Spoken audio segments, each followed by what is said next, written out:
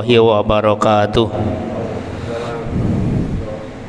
Alhamdulillahi rabbil alamin, wassalatu wassalamu ala asyrafil anbiya'i wal mursalin Muhammadin khatamul anbiya wal mursalin wa ala alihi wa ashabihi ajmain. Amma ba'du, fa ya ibadallah, usikum wa nafsi bitaqwallah, faqad fazal muttaqun. Para bapak dan ibu, siang ini akan kita teruskan membaca kitab Syu'abul Iman yang ditulis oleh Imam Al-Baihaqi, yang siang ini akan saya baca As-Sittun min Syu'abil Iman, cabang iman yang ke-60, yaitu hukukul aulad wal ahlin wa hiya qiyamur rajuli ala waladihi wa ahlihi wa ta'limihi iyahum min umuri dinihim ma yahtajuna ilaihi. Termasuk cabang iman adalah hak, memenuhi hak anak dan keluarga. Apa yang dimaksud hak anak dan keluarga adalah hak untuk diberikan kecukupan ma'isyahnya, hak untuk diberikan pendidikannya, dan hak untuk diberikan ajaran-ajaran agama yang mereka butuhkan. Bab ini diawali oleh musannif dengan menukil salah satu ayat Al-Quran di surat At-Tahrim ayat 6. Allah berfirman, ya ayyuhalladzina amanu qu anfusakum wa ahlikum nara wa quduhan nasu wal hijarah 'alaiha malaikatun ghiladun syidadun la ya'sunallaha ma amarahum wa yaf'aluna ma yu'marun. Wahai orang-orang yang beriman, jagalah diri kalian, jagalah keluarga kalian dari siksa neraka. Kenapa harus dijaga? Karena siksa neraka itu kayu bakarnya memang manusia, kayu bakarnya juga batu-batuan. Di neraka itu ada malaikat-malaikat yang keras, yang tegas, yang tidak pernah membantah perintah-perintah Allah jika mereka diperintahkan, dan mereka selalu melakukan apa yang jadi perintah Allah Subhanahu wa taala. Para bapak yang saya hormati, para ibu yang saya hormati, ayat ini menegaskan bahwa diri kita, keluarga kita itu menjadi tanggung jawab kita untuk dijaga dari kesesatan dalam hidupnya, dari hal-hal yang menjadi sababiyah diri kita dan keluarga menjadi penghuni neraka. Karena apa? Karena neraka itu ya orang-orang beriman harus yakin dan mengimani itu sesuatu yang tentu harus diyakini menakutkan. Selain tentu yang namanya neraka pastilah membakar, pastilah panas, pastilah siksaan yang paling ditakuti orang. Dan malaikat ketika menjaga neraka itu tentunya tampilannya bukan tampilan yang simpatik, bukan tampilan yang bisa diajak kompromi, keras, tegas. Dan ketika ada perintah apapun dari zat yang maha memerintah, Allah Subhanahu wa taala, dia tidak pernah menawar perintah itu dan tidak nunggu nanti, pastilah langsung para malaikat melakukannya, mengerjakannya.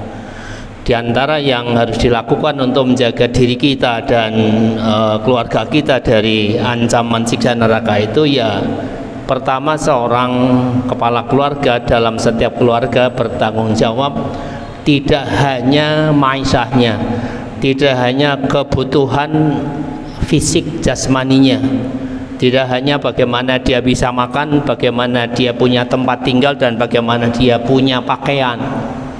Lebih dari itu, seorang kepala keluarga harus bertanggung jawab bagaimana anak-anak kita, istri kita itu tahu agama, faham ilmu untuk bagaimana dia taat pada Allah dengan sebenar-benarnya, dengan sebaik-baiknya.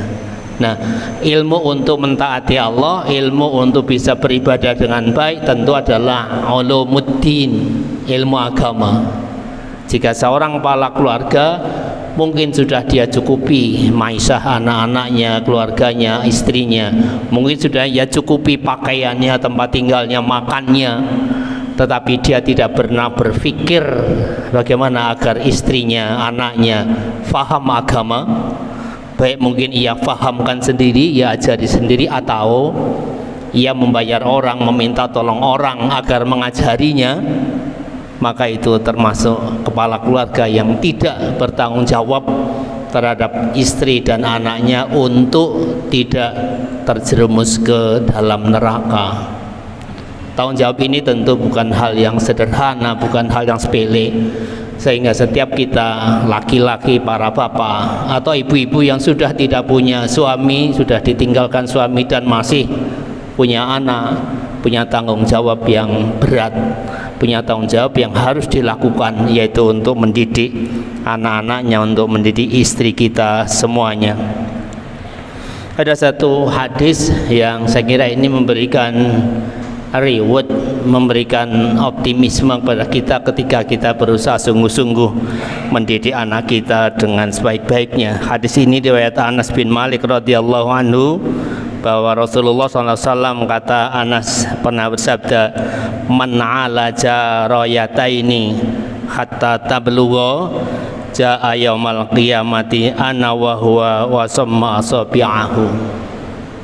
Barang siapa yang punya dua anak perempuan, kemudian dia mendidiknya dengan sebaik-baiknya, kata Rasulullah, besok di hari kiamat akan bersama ayah duduk berjajar sambil dia memperagakan dua jarinya. Yang ini tentu sebuah bahasa simbolik betapa harapan, betapa bisyarah bagi orang yang bisa mendidik anaknya, anak perempuan khususnya, dengan baik sampai dewasa, selamat dari segala kemaksiatan yang menjerumuskan dia ke neraka, dan kemudian dia tahu persis cara bertaat pada Allah Subhanahu wa taala.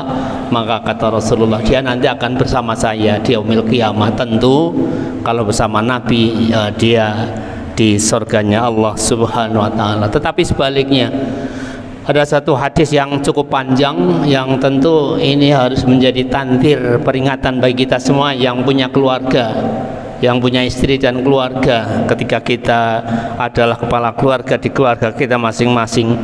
Hadis ini diriwayatkan oleh Abi Hurairah radhiyallahu anhu dari Nabi sallallahu alaihi wasallam, bahwa dia bersabda, khamsatun ghadaballahu alaihim, ada 5 kelompok orang yang Allah murka pada mereka.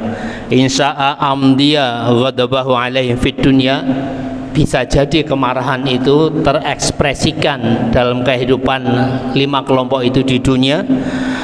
Wa illa amarobihim fil akhirati ilan nar, umpama pun kemarahan Allah itu tidak terwujud di dunia, pastilah kemarahan itu akan diunduh oleh 5 kelompok itu besok di yaumil qiyamah, di hari pembalasan, di yaumil akhir.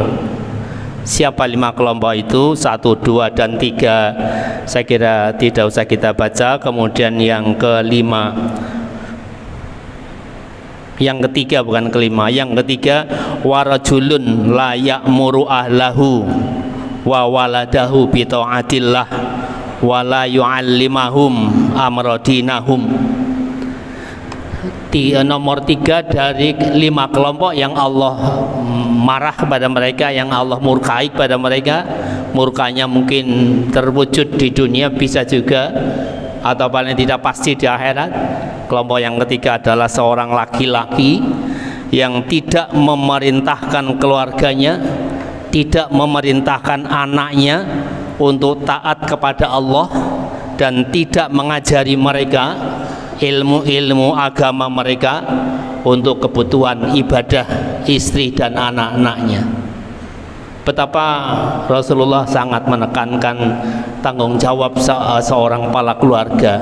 Seorang kepala keluarga tidak hanya bertanggung jawab bagaimana agar anak kita bisa hidup dengan layak dan baik, bagaimana anak kita, istri kita bisa punya masa depan yang baik, tetapi lebih daripada itu, masa depan yang harus dipikirkan tidak hanya masa depan fit dunia, tetapi sangat penting juga adalah kita pikirkan masa depan fil akhirah, masa depan fil akhirah itu akan bisa terbangun apabila anak-anak kita ajari ilmu agama. Wala yu'allimuhum amrodinihim, termasuk orang yang dimurkai Allah ketika kepala keluarga tidak ngajari anak-anaknya tentang ilmu agama. Karena itu mumpung juga ini hampir dan menjelang ajaran baru, saya kira harus direnungkan kita semuanya yang jadi kepala keluarga untuk berpikir bagaimana anak-anak kita itu tahu agama. Syukur kalau kita sendiri yang bisa ngajari. Kalau tidak, jangan sampai kita sekolahkan anak-anak kita di sekolahan yang kita tahu sekolahan itu tidak memberikan pengajaran agama yang baik, benar, dan cukup. Itu tanggung jawab tidak sepele, itu tanggung jawab sampai akhirat. Kalau sampai kita tidak pernah berpikir untuk pendidikan anak kita agar anak kita tahu agama, itu berarti kita menjerumuskan anak kita ke neraka, dan itu tanggung jawab kita semuanya. Semoga kita semuanya menjadi orang-orang yang tahu akan tanggung jawab kita. Kita semuanya bisa berpikir panjang untuk bagaimana pendidikan anak-anak kita terdidik untuk tahu agama, sehingga dia tahu cara bertaat pada Allah, cara beribadah dengan benar, dan dengan begitu kita melakukan perintah Allah, qu anfusakum wa ahlikum nar. Kita menjaga anak-anak kita dari ancaman siksa neraka. Subhanakallah wa bihamdika asyhadu an la ilaha illa anta astaghfiruka wa atubu ilaik. Assalamualaikum warahmatullahi wabarakatuh.